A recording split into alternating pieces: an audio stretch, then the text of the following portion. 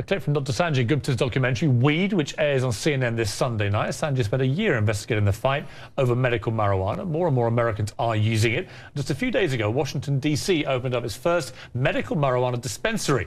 And CNN's chief medical correspondent, Dr. Sanjay Gupta, joins me now. Sanjay, welcome to you. Thank you. Thanks for having me. So, come on, you've been looking at this for a year, and I want to remind you that in 2009, you wrote a Time magazine article entitled Why I Would Vote No on Pot.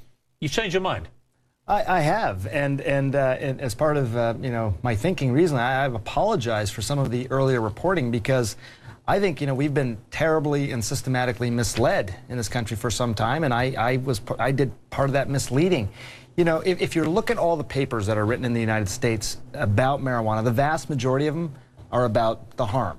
That we fund studies on harm, we don't fund studies on benefit nearly as much. So it gives a distorted picture. But I didn't look far enough, I didn't look deep enough, I didn't look at labs in other countries that are doing some incredible research. I didn't listen to the chorus of patients who said, not only does marijuana work for me, it's the only thing that works for me. I took the DEA at their word when they said it's a Schedule I substance and has no medical applications. There was no scientific basis for them to say that. So when New York Mayor Bloomberg was quoted as saying medical marijuana is the greatest hoax of all time, what do you say to him? I'm surprised. I follow a lot of the mayor's comments quite closely. I listen to those comments as well.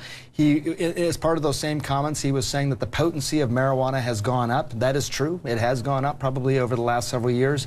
But I urge him to look at the scientific papers. I was just looking at them again in preparation for your show. The science is there. This isn't anecdotal. This isn't in the realm of conjecture anymore. I mean, for a long time, we've just ignored these papers. But this was a drug, that was used for thousands of years.